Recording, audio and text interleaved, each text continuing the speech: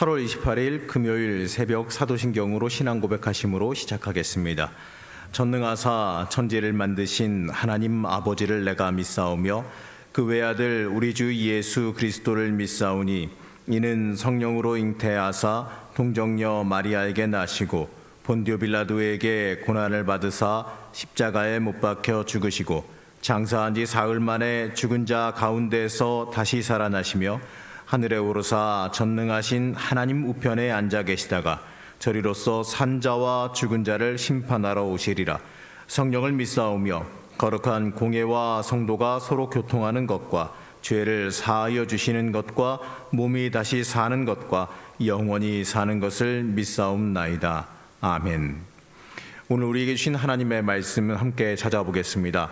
요한계시록 15장 1절로 8절 말씀입니다. 신약성경 413쪽 요한계시록 15장 1절로 8절 말씀을 제가 받들어 읽겠습니다.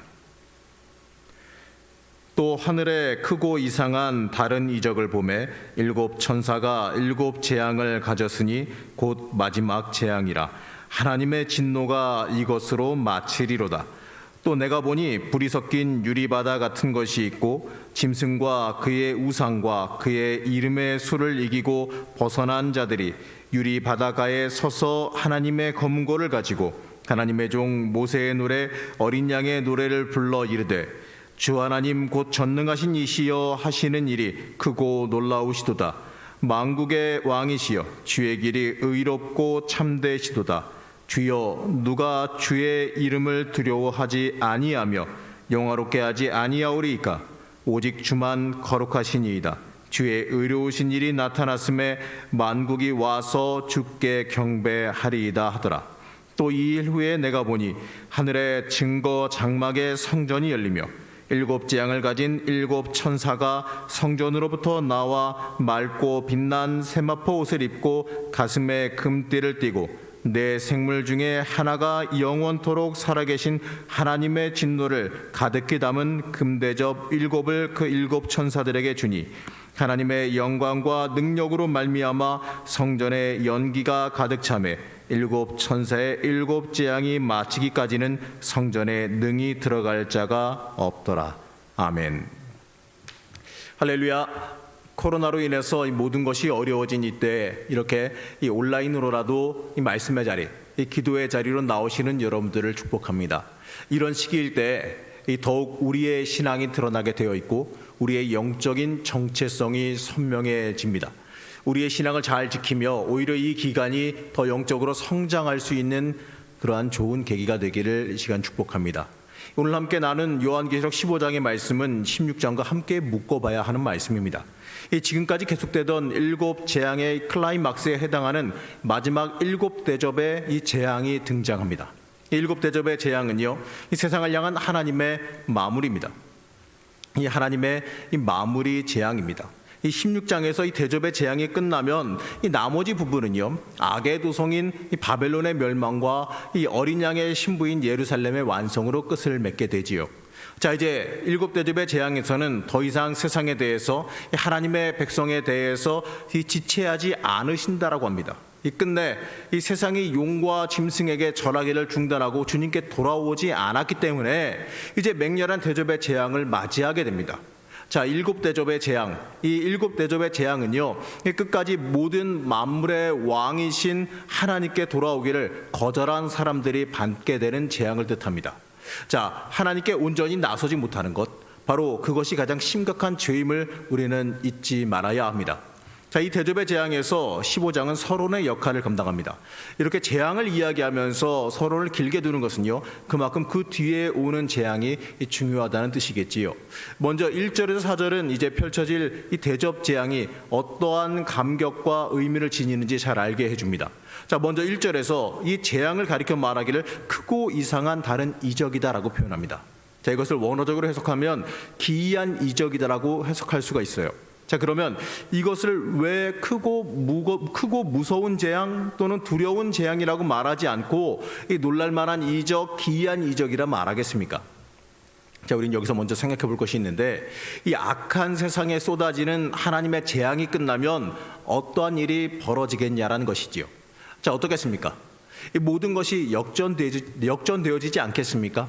이 재앙 이후에 하나님의 백성들과 세상 사람들의 운명이 뒤바뀌어지게 될 겁니다.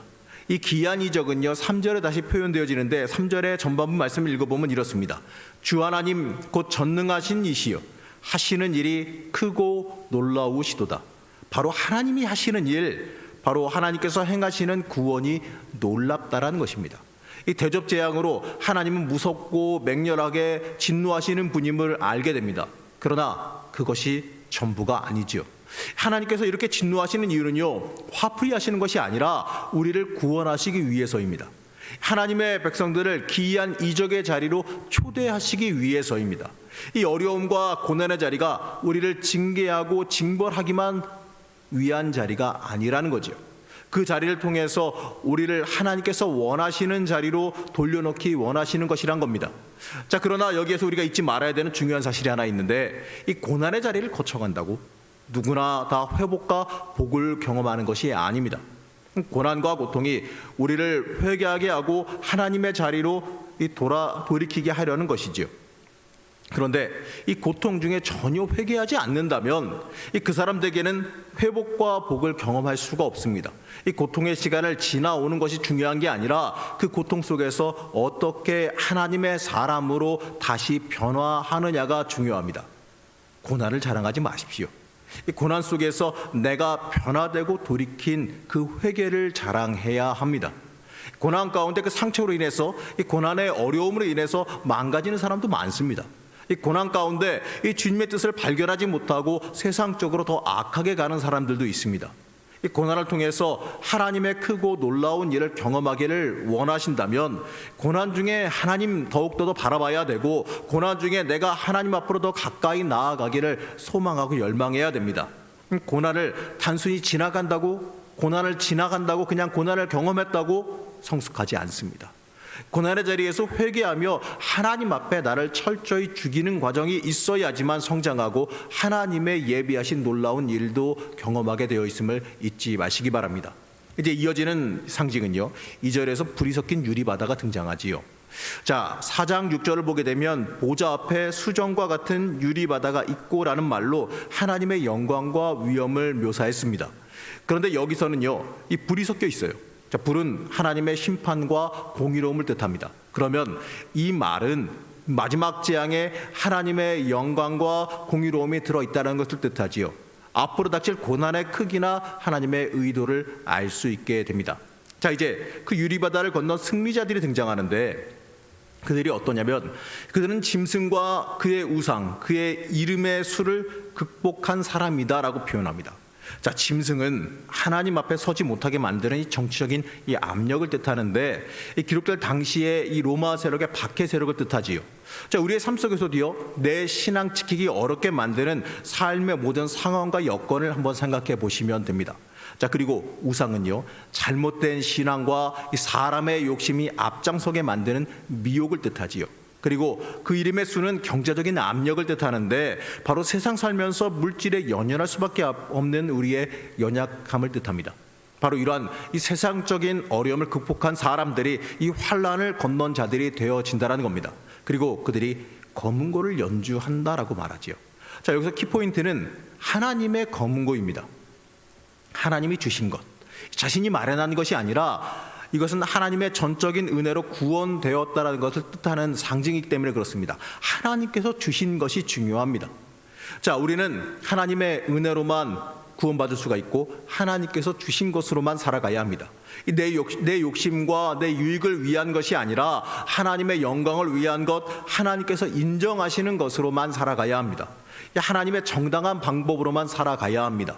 세상의 욕심과 세상의 부정한 방법 다 동원해서 내 욕심껏 다 얻어놓고 하나님께서 주셨다라고 이야기하는 것은요 내가 마련한 검은고로 하나님 찬양하겠다라고 하는 미련하고 가식적인 죄악이라는 것을 우리는 잊지 말아야 합니다. 자, 그러면 이들이 무엇을 연주하느냐? 오늘 말씀에서는 바로 모세의 노래, 어린 양의 노래라고 말합니다. 자, 이 모세의 노래는요 출애굽기 15장에 홍해를 건넌 후에 드리는 찬양을 뜻합니다. 자, 이 노래 내용은 네 가지인데, 첫째는 하나님의 행위는 기이하시다, 둘째는 하나님의 방법은 공의롭고 참되시다, 셋째, 하나님의 이름은 두렵고 영화로우시다. 넷째, 하나님의 행위는 거룩하시고 의로우시다. 이렇게 말합니다. 한마디로 말해보면 이거죠. 우리 주님의 구원 사역이 합당하다. 우리 주님이 구원하시기 위해서 하나님 모든 사역이 다 옳다라고 하는 뜻입니다. 맞습니다. 하나님께서 인도하시는 것은요, 무조건 다 옳습니다. 무조건 다 맞습니다. 나는 틀리고 하나님이 옳습니다. 여러분, 이게 중요합니다. 이 짐승을 추종하는 사람들, 바로 세상 권세와 물질을 쥐고 있고 또 그것을 위해서만 살아가는 사람들은요, 세상적인 힘을 지닌 사람들입니다. 자, 이들은요, 세상적인 높음을 가지고 있습니다. 그런데 말씀에서 이들이 패망한다 말하지요. 전혀 패망할 것 같지 않던 사람들이 패하고 전혀 승리할 조건을 지니지 못한 사람들이 구원의 반열에 올라선다는 겁니다. 맞습니다. 이 세상적인 높음, 세상적인 물질을 많이 누리고 많이 가졌다고 복받은 것이고 구원받은 것이 아닙니다. 하나님 편에 서서 신실하게 살아간 사람들이 구원받습니다. 바로 그것을 말씀하고 있습니다. 세상의 기준이 아니라 하나님의 기준에 맞아야 합니다. 하나님 보시기에 옳아야 합니다. 사람 보기에는요, 얼마나 많은 것을 누렸느냐가 아니라 하나님 보시기에 얼마나 하나님 편에 서 있느냐가 중요합니다. 사람 보기에 많은 것 누렸느냐, 가졌느냐, 많이 높아졌느냐, 이게 중요한 게 아니라 하나님 보시기에 하나님의 기준에 맞느냐 아니냐가 중요하다는 것이지요. 그렇기 때문에 이들이 노래하고 있을 때에 어떠한 감정일지 한번 상상해 보시기 바랍니다. 세상에서 하나님 편에 섰다는 이유로 고난당했습니다. 세상적인 물질과 높아짐이 아니라 하나님의 뜻과 하나님의 말씀을 붙잡고 살아왔습니다. 어쩌면 세상 살아가면서 세상과 타협하지 못한다, 세상 물정 모른다, 이러한 이야기를 들으면서 고난당했을 수도 있습니다. 하지만 결국 끝까지 신앙의 정결함을 지킨 자들은요, 구원의 감격과 기쁨을 맛보게 되어 있습니다. 하나님은요, 외모가 아니라, 그 사람이 가진 것, 그 사람이 누리고 있는 것이 아니라, 그 사람이 가진 재능이 아니라 하나님의 기준으로 그 영혼을 보시기 때문에 더더욱 그렇습니다. 자, 이제 5절에서 8절은 7대접 재앙에 대한 준비를 시키죠. 이제 하늘의 증거 장막의 성전이 열립니다. 자, 이 장막은요, 광야 시절에 어떻습니까? 이스라엘이 하나님 만났던 장소입니다. 증거는 모세가 시내산에서 가져온 언약의 돌판 10계명을 의미하죠. 또 확대하게 되면 율법을 의미하기도 합니다. 자, 이 말은 어느 특정한 장소를 의미하는 게 아니라 바로 땅에 거하는 자들이 하나님의 명령을 거절했기 때문에 심판받는다라는 것의 상징입니다.